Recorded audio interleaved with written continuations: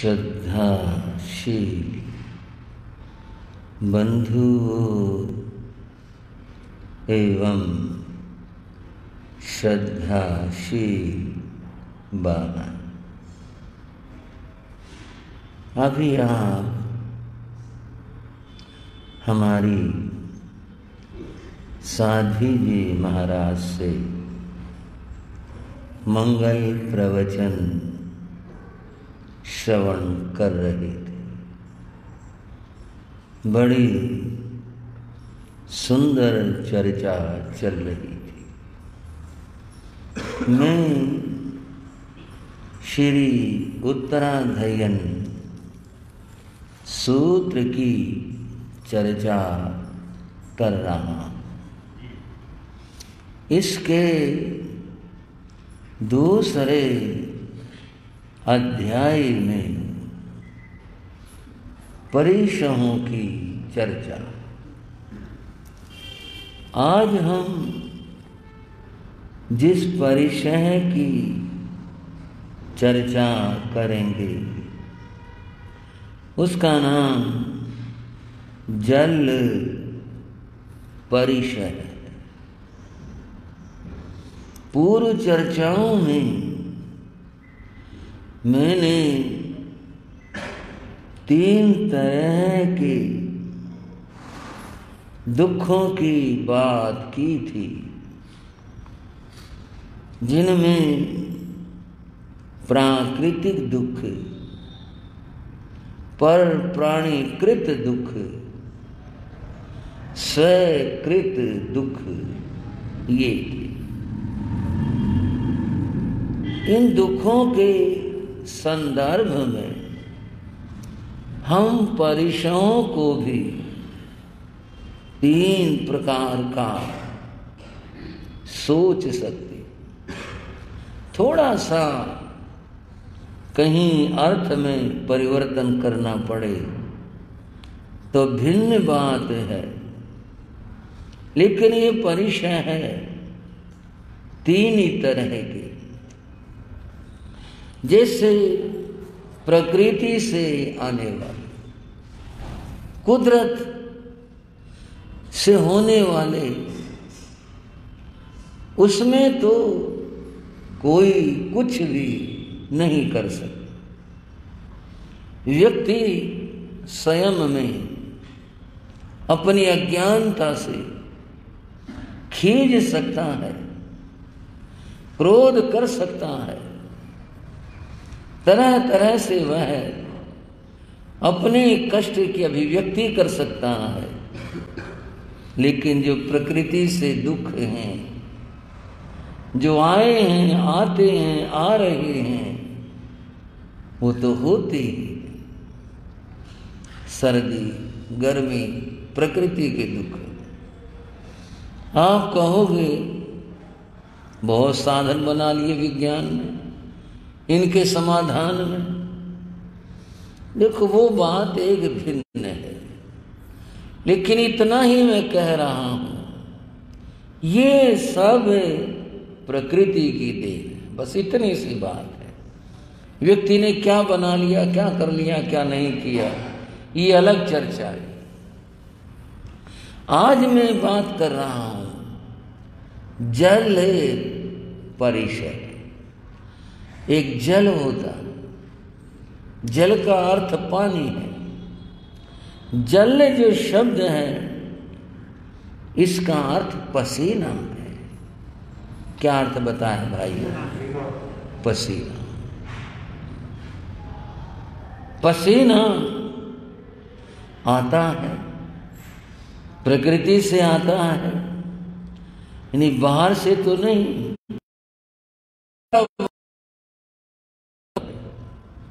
उससे हमारे शरीर पसीना, पसीने से कई लोग बड़े दुखी होते, मर गए भाई, बहुत गर्मी हो गई, पसीना तो सूखता ही। हम तो पहुंच के भाई बहुत परेशान हो गए। हमारे तो खाल भी रूखी हो गई, रगड़ रगड़ कर बहुत पसीना। और थोड़ा कहेगा अरे पसीने के बदबू में तो बुरा हाल हो रहा है, बहुत दुखी हो रहे हैं, बहुत परेशान हो रहे हैं। पसीने के प्रति इस तरह की होती। जब साधु की बात आई, साधु का मामला आया, तो उस समय भगवान ने कहा संभाव में रहो, क्रोध मत करो, प्रकृति पर, अपने पर, पसीने पर, किसी पर भी क्रोध मत करो। जो है संभाव में रहो, सहज रूप में रहो, यही उपयुक्त है, यही उचित है। बंधुओं, सहन कर लेना सहज रूप से, ये समता है। पर इस पसीने की बात की कुछ गहराइयां और कुछ बारीकियां भी हैं जिनको मैं कहना चाहूं। पसीना हमारे द्वारा ग्रहण किए हुए जल का एक रूप है। तुम भाई, जो जल हमने ग्रहण किया उसका रूप है। लोग पसीने से परेशान होते हैं, पर बात को पहले समझें, ये पसीना क्यों और कैसे, कहां से आया है।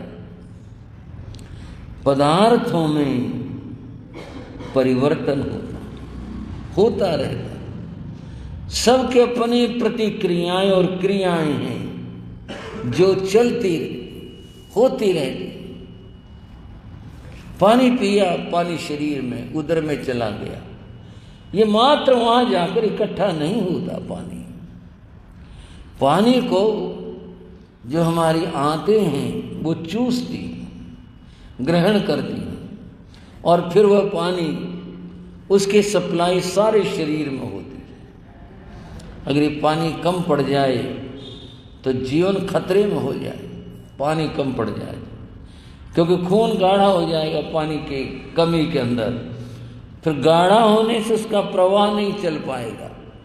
प्रवाह नहीं चला तो फिर जो अंगों में रक्त पहुंचता है वो पहुंचेगा नहीं, दिमाग में नहीं पहुंचेगा, सारी व्यवस्था छिन्न भिन्न हो जाएगी। क्यों डॉक्टर साहब, समर्थन करोगे आपकी बात में?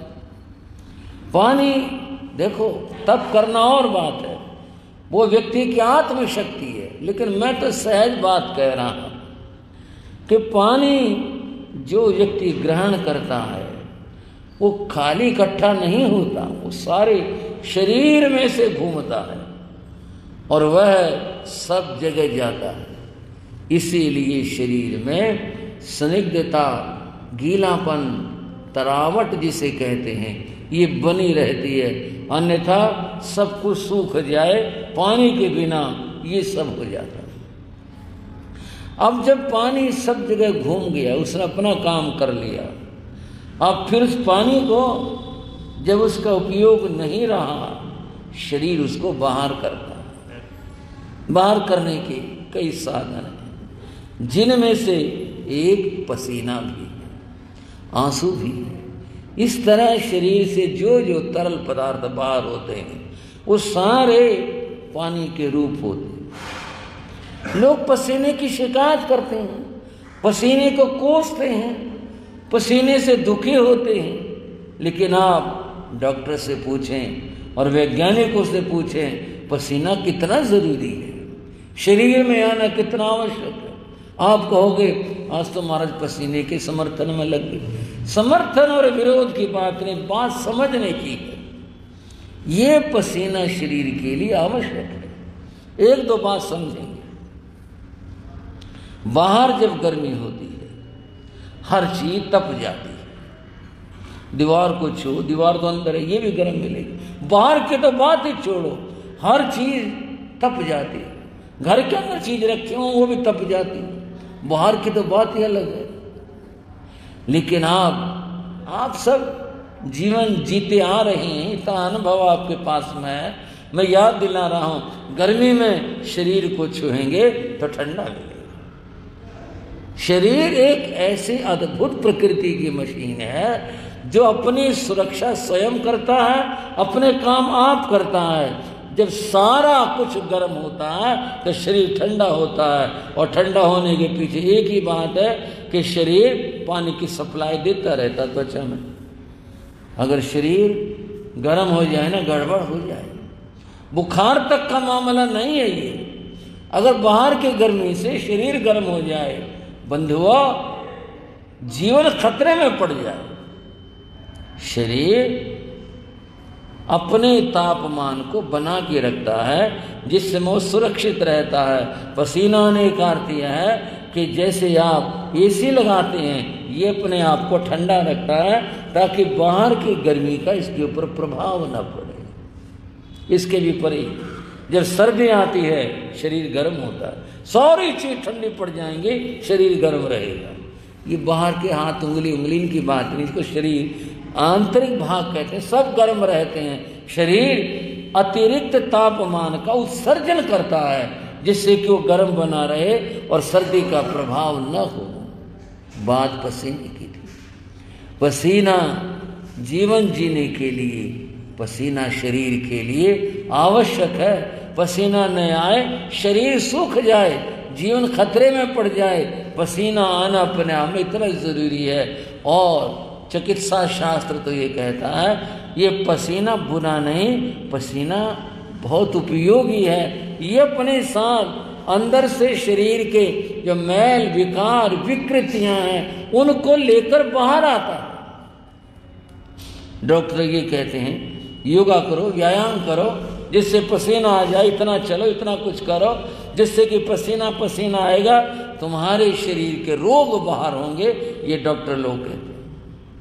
अब आप सोचो, पसीना कितनी जरूरी चीज, कितनी आवश्यक चीज है। प्रकृति से आ रहा है पसीना, तुम्हारी बीमारियों को बाहर ला रहा है।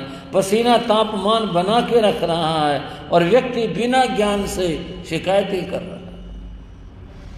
बंधुओं, ये जो साधन है, एसी और दूसरे तरह तरह के, जिनकी वजह से पसीना नहीं आता है, इसके परिणाम बड़े विचित्र होते हैं। शरीर में पसीना नहीं आएगा, अंदर की विकृतियां अंदर बनी रहेंगी, और परिणाम आता है किस तरह, किस बहाने से, क्या रूप लेकर, क्या बीमारी बनकर फूटे, कुछ पता नहीं होता है। लेकिन आदमी सुख प्रिय है, अब आराम मिल रहा है, कल की चिंता नहीं है। लेकिन चिकित्सा शास्त्र कहता है नहीं नहीं, इस बात की चिंता करनी चाहिए। शरीर का अंदर से पसीना आकर के साफ होना, ये परम आवश्यक और परम जरूरी होता है। मैं धर्म जगत की और चिंतन की कुछ बात कर रहा था। धर्म जगत में बताया, पदार्थ परिवर्तनशील होते हैं, और इन पदार्थों की क्या स्थिति है, ये जो बहुत सुंदर दिखाई देती है, विकृत हो जाते हैं। जहाँ खुशबू आ रही है, बदबू आने लग जाती है। परिवर्तन आते हैं, इन बदबू वाली चीज़ों में खुशबू उत्पन्न हो जाती है, और परिवर्तन आते हैं। स्वच्छ जल, कूड़ा कचरा इकट्ठा करके जब एक जगह जमा हो जाता है, बदबू आने लगती है, वहाँ कमल पैदा हो जाती है। क्या विचित्र प्रकृति का खेल है यह, ये सारे चलते रहते हैं। एक राजा और एक मंत्री घूमने निकले, जा रहे थे, दो ही थे।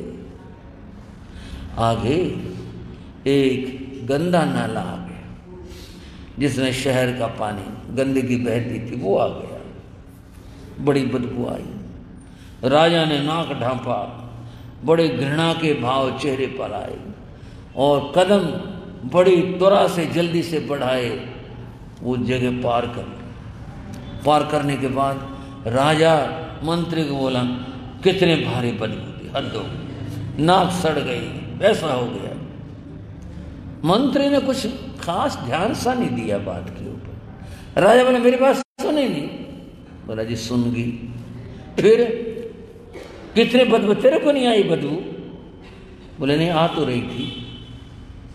बोले, फिर तेरे तो कुछ कहा नहीं? मंत्री महावीर के धर्म को मानने वाला था।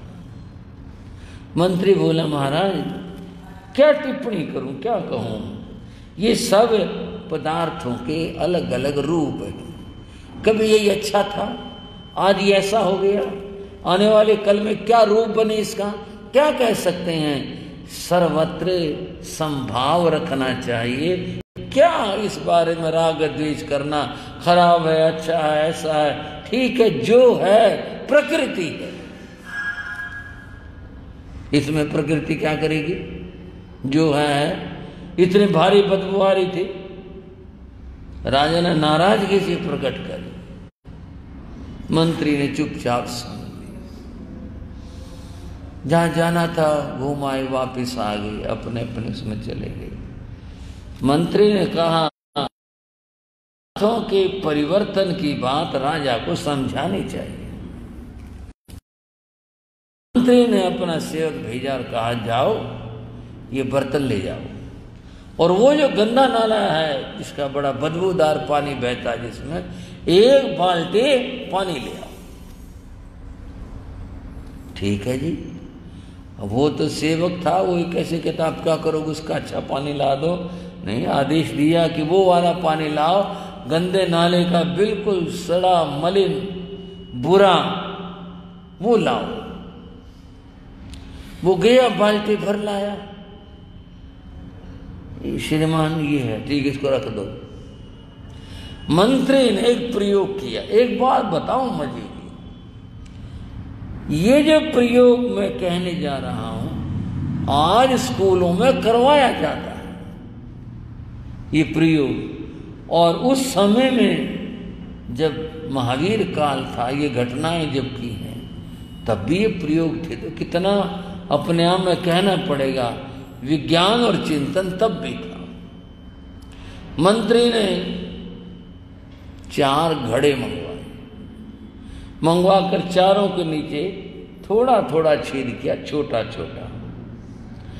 एक घड़े के अंदर बालू रेत भर दिया, एक में कोयले का चूरा भर दिया, एक में कुछ कंकड़े से भर दी, कुछ इस तरह भर दिया, और एक जो था उसने वो खाली रखा और सबको ऊपर नीचे लगा दिया।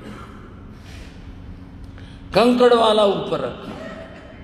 उसने जो पानी, गंदा पानी था, वो बाल्टी उसमें ऊंडी ली। पानी कंकरों में से गुजरा, जितना मोटा मोटा उसमें कचरा था वो उसमें रुक गया।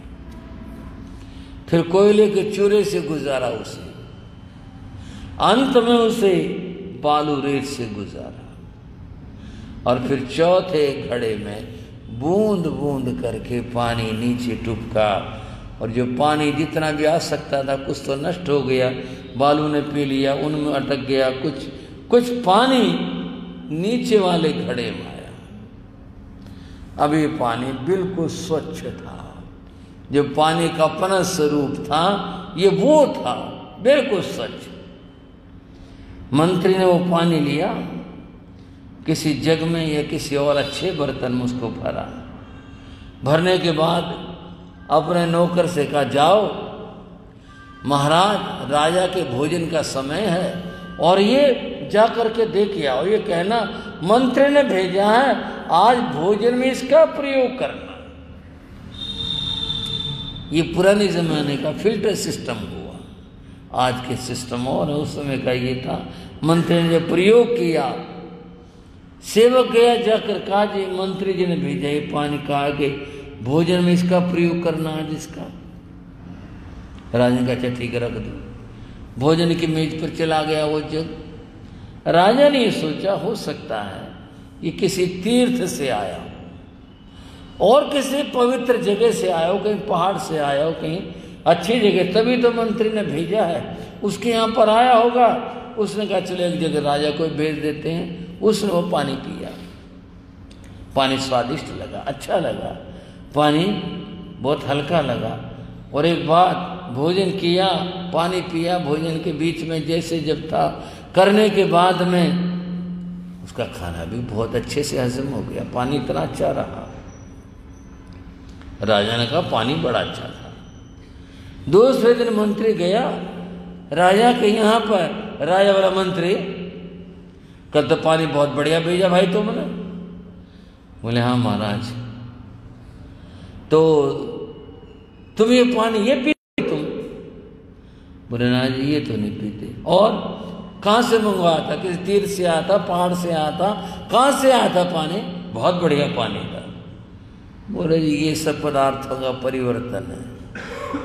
क्या मतलब? बोले जी ये सब बदलते रहते हैं पदार्थ। कल भी तो यही बात कर रहा था, वहां भी पदार्थों का परिवर्तन है, बदलते रहते हैं। द्रव परिवर्तन, आज भी ये बात कर रहा है। बोले हाँ जी मैं तो इसी सिद्धांत को मानता हूं, ये बदलाव परिवर्तन आते रहते हैं। तो ये बताया नहीं पानी आया कहां से? बोले महाराज ये ना पूछो आप, बस पानी ठीक था ना? बोले पानी तो बहुत बढ़िया था, पानी तो बहुत अच्छा था। बोले बस और कहाँ से आया था ये ना पूछ। नहीं भाई नहीं बताओ, हम फिर मंगवाएंगे, पानी तो बहुत अच्छा था वो। बोले जो गंदे नाले का था। मंत्री कुछ तो सोचा करो, पानी पिया तुम उसको ऐसा गंदा बता रहे, बुरा पानी बता रहे हो, फिर ऐसे पानी के हमारे साथ बात जोड़ रहे हो। और कोई होता ना तुम उसे दंड देता। अब तू मंत्री है, बता बहुत प्रिय है, क्या कहूं तुझे, कुछ तो शर्म कर, हम वो पानी पिएंगे। बोले महाराजा क्षमा करो, पानी तो वही था, वो जो खराब था, बदबू वाला था, गंदा पानी था। प्रयोग करके इसमें परिवर्तन आ गया, पानी वही है। गीता में ये बात कही गई, पंडिता समदर्शी ने इन सब के प्रति संभाव रखो। जीव है और बंधु पदार्थ है, सहज संभाव से देखो। इसका अर्थ ये नहीं करना है कि फिर तो ब्राह्मण कुत्ता एक हो गया। जीव दोनों के अंदर समान है। जो ब्राह्मण में, गाय में, हाथी में, कुत्ते में, चांडाल में जो आत्मा है वह सबकी समान होती है। परिवर्तन पाप कर्मों के कारण से और पुण्य कर्मों के कारण से आते हैं। इसी तरह से पदार्थों की बात है। ये पदार्थ भी इसी प्रकार से जो संयोग पा करके विकृत होते हैं, संयोग पाकर स्वच्छ और निर्मल होते हैं, इस तरह से होते हैं। बंधुओं, पसीने की बात चल रही है। पसीना आपका पिया हुआ निर्मल स्वच्छ जल उसका ही एक रूप है। अब इसके प्रति क्रोध करना, द्वेष करना, मर गए भाई ऐसा हो गया, यूं हो गया, सहज रूप से लो। पहुंचना भी है, सहज रूप से पहुंचो इसको। गुस्सा क्यों कर रहे हो, इस तरह क्यों कर रहे हो, सहज रूप से लो। अभी मैंने पानी की बात बताई आपको। पानी का एक रूप स्वच्छ है, पानी का एक रूप वो नाले का गंदा पानी भी। अब मैं पसीने की बात कर रहा हूं। बंधुओं, शास्त्र में 28 लब्धियों का जिक्र है। कितनी? और लब्धि क्या होती है?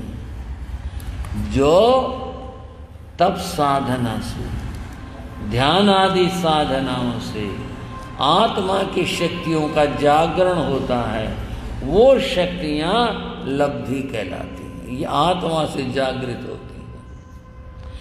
सिद्धियां देव आदि के द्वारा होती हैं। कोई मंत्र आदि किया, सिद्धि हो गई, देव आ गया, उसके द्वारा कुछ कार्य हो गया। लब्धि आत्मा की शक्ति है, यह आत्मा से जागृत होती है, प्रकट होती है। समझ गए भाई?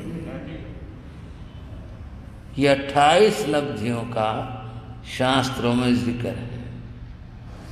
उसमें कुछ लब्धियों के नाम आते हैं।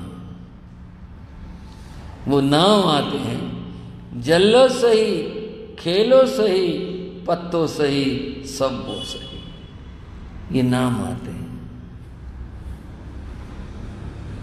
और इसके मंत्र हैं, और मंत्र ऐसे हैं, वो भी आपसे कह रहा हूं। ओम जल्लो सही पत्ताणं, ओम खेलो सही पत्ताणं, ओम सवो सही पत्ताणं, मंत्र हैं इसके।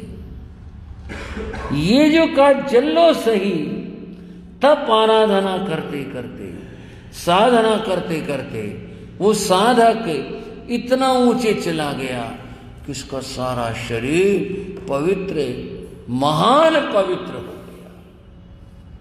एक तो पवित्रता ये होती है बाहर वाली, धो लिया कर लिया हो गया साफ, ये अंतर से। और वो उनकी शक्ति लब्धि क्या, उनकी पवित्रता क्या हो जाती है। जल्लो सही पत्ताणन, जल पसीने को कहते हैं। उनके शरीर का जो पसीना है वह भी दिव्य हो जाता है। आप कहोगे पसीना क्या दिव्य होगा, हो जाता। मैं क्या बताऊं आपको, ये पसीना 100 औषधि कहूं, 1000 औषधि कहूं, अब कितनी कहूं, उन सबसे अधिक ज्यादा कीमिया हो जाता है। इतनी विशिष्टता उस तपस्वी के, उस योगी के शरीर में आ जाती है, उसका पसीना ऐसे हो जाता है। और बात स्पष्ट करूं, उसका पसीना, बंधुओं बहनों सुन लेना, उस ऐसे तपस्वी योगी का पसीना अगर किसी रोगी को लग जाए, छू जाए, उसका रोग दूर हो जाता है। ये बातें शायद आपके मन में यूं आए, ये महिमा बढ़ाने के लिए साधु लोग घड़ते रहते हैं, बनाते रहते हैं।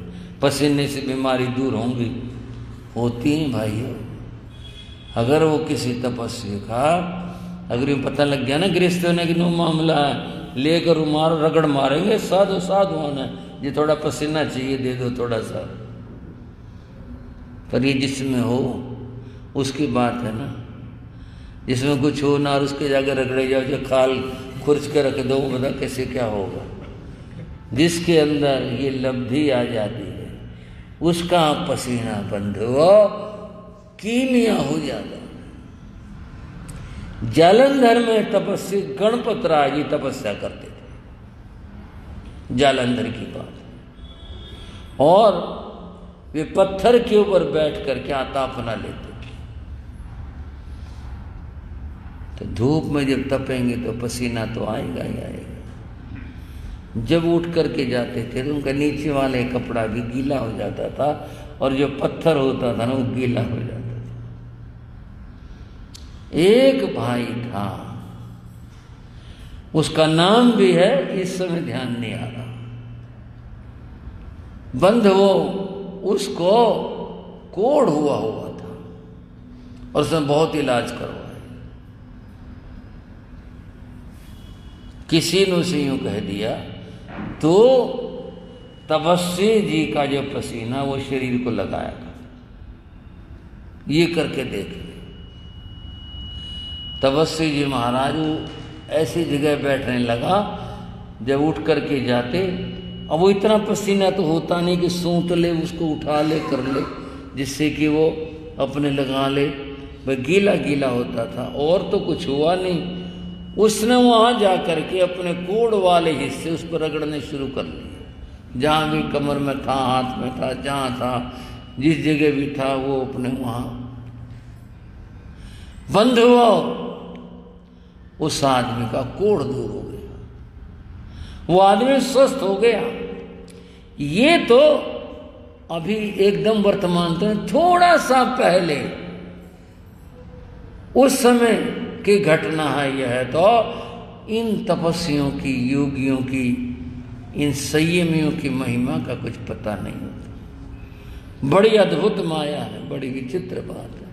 ये जो मैं आपको बता रहा हूं, शास्त्रीय बात बता रहा हूं। जल्लो सही पत्ताणन, ये जल पसीना उनकी तपस्याओं से, साधनाओं से परम औषधि हो जाता है। और वो अगर किसी को लग जाए, एक बूंद भी लग जाए, उस व्यक्ति के व्याधि और रोग दूर हो जाते। उनके शरीर से छू करके, लब्धि संपन्न अणगारों की बात कर रहा हूं, उनके शरीर से छू करके जो हवा किसी रोगी को लग जाए, वो भी ठीक हो। बंधुओं, पूरी बात कहने का मुझे समय नहीं मिलता, मैं आता लेट से हूँ, और आने के पीछे भी कुछ कारण होते। मुझे कोई शौक नहीं है कि भी मैं देर से पहुँचे, सुबह में समय कम बचता है। हर व्यक्ति की अपनी कुछ बातें, स्थितियाँ होती हैं, देर हो जाती है और मेरी बातें रह जाती हैं। उत्तर प्रदेश के अमीनगर सराय में तपस्वी श्री केसरी सिंह जी महाराज का चातुर्मास हुआ। और वो केसरी सिंह जी महाराज बड़ौदा गांव में थे और उनकी ज़मीनें, उनके घर आदि बड़ौदी गांव में थे। और बड़ौदी के रत्न हमारे पास बैठे हुए हैं श्री सुमेर में। ये सारे एक ही परिवार हैं। महाराम जी महाराज, गुरु महाराज योगीराज जी, तपस्वी केसरी सिंह, ये सारे जितने भी हैं, ये सारे के सारे आपस में ऊपरी पीढ़ियों में जुड़े हुए। उनका चतुर्मास था। उस साल एक बीमारी फैली थी, वो कार्तिक वाली नहीं थी। उस इलाके में टेमीनगर में काफी लोग बीमार थे, उस तरह की बीमारी फैली हुई थी। नहीं, मैं थोड़ा ठीक नहीं कह पाया। उस समय उस इलाके के अंदर बीमारी फैली हुई थी। अमीनगर सराय में थी, इस गांव में इतने आदमी मर गए, ऐसा हो गया, भाई बीमारी गांव में ना आ जाए। एक भाई अमीनगर सराय का गुरुदेव योगीराज के दर्शन करने गया, जिक्र चला, बोले जी इलाके में बीमारी फैली हुई है, बाकी अभी तक तो खैर है, अमीनगर सराय में तो कोई बीमार पड़ा नहीं है, बाकी लोगों को डर बहुत है, भाई बीमारी का क्या पता चलता है, कहाँ से आ जाए। गुरु महाराज योगीराज ने पूरे विश्वास के साथ में सोच करके नहीं, उनके मुख से निकला, कहने लगे भाई तुम्हारे यहाँ तपस्वी केसरी सिंह का चतुर्मास है, ऐसा तपस्वी जहाँ बैठा हो वहाँ बीमारी नहीं आया करती। बंद हुआ, अमीनगर सराय में बीमारी नहीं आई।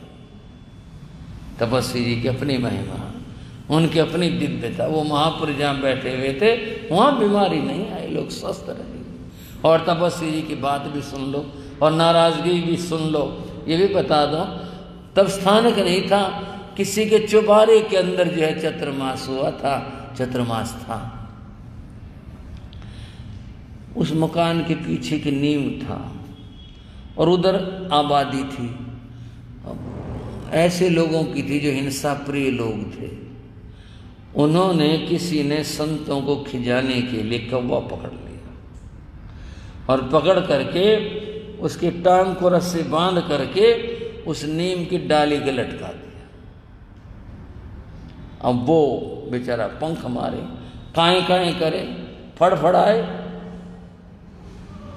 संतों ने देखा भी, और कौवे इधर उधर आ गए, शोर मचा। संतों ने खिड़की खोल के देखा भी क्या मामला है, देखा तो कौवा लटका रखा है। संतों ने, जिनके चुबारे में थे, उनकी दुकान नीचे थी, उनको बुला के कहा भाई ये तो बड़ा पाप का काम है, देखो।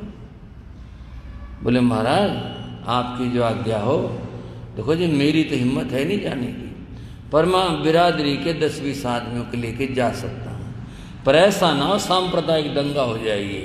मामला ऐसा ही है, क्योंकि हमारे साथ हिंदू लोग भी चलेंगे और भी चलेंगे, तो ये मामला सांप्रदायिक ना बन जाए, ये आप देख लो, जैसे आपकी आज्ञा हम चले जाते हैं। अच्छा भाई इस बात का डर है? बोला हाँ जी। संतों ने आहार पानी का त्याग कर दिया, वे शाम को आहार को नहीं जाएंगे, त्याग कर दिया। कल की कल देखेंगे क्या स्थिति रहती है। एक तपस्वी जी के मन को बहुत दुख हुआ। भाई बैठे थे, बोले जीव को सताना बड़ा बुरा होता है, इसका फल जो है ना उसमें देर नहीं होती। तपस्वी जी बोले, उस आदमी का नाम भी है जिसने कौवा बांधा था। 10-5 आदमी ने रिक्वेस्ट की भाई ऐसा ना करो, तो हमारे संत हैं, ये खाना नहीं लाएंगे। समझदार भी होते हैं, कोई बुजुर्ग था उन्होंने धमकाया बच्चों को, जिन्होंने काम किया था। जिस आदमी ने किया था, भाई क्या कर रहे हो, वो डाली से वो खोल दिया, मरा जी उड़ गया वहां से। तो बाकी तपस्वी जी को बड़ा दुख था, बोले देखो हमारे पीछे ऐसा काम हुआ, बंद हुआ, खास दिन नहीं बीते, ऐसी बीमारी हुई उस व्यक्ति को जिसने कौवा लटकाया था। तपस्वी जी ने ये कहा था कि ऐसे आदमी सुख नहीं पाया करते हैं। उसको 4 पाई में डाल करके मेरठ लेके गए, और जब ले जा रहे थे तो खून टुपकता टुपकता जा रहा था। तपस्वी जी ने तो इस बात को क्या कहना था, वो तो सबके लिए क्षमा भाव रखते हैं। सारे कस्बे ने कहा भाई तपस्वी जी ने कह दिया था सुख नहीं पा सकता, देख लो अपने सामने खून टपकता जा रहा है।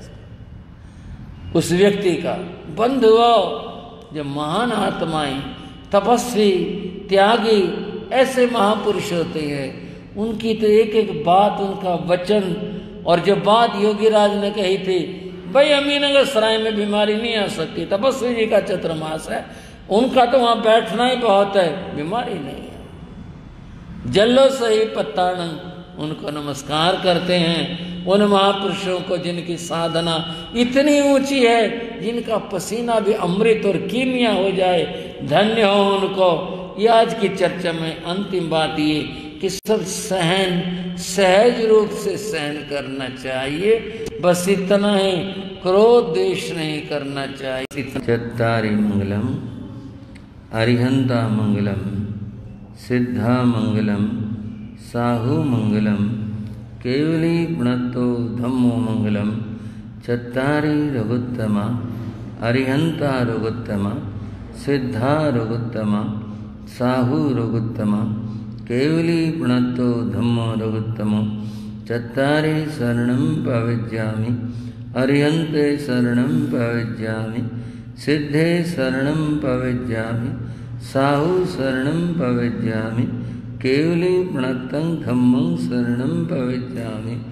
ये चार शरण दुख हरण जगत में, और न शरणा कोई होगा, जो भव प्राणी करे आचरण, उसका अजर अमर पद होगा, उसका सदा ही मंगल होगा। मंगल आशीर्वाद, मंगल आशीर्वाद, मंगल आशीर्वाद।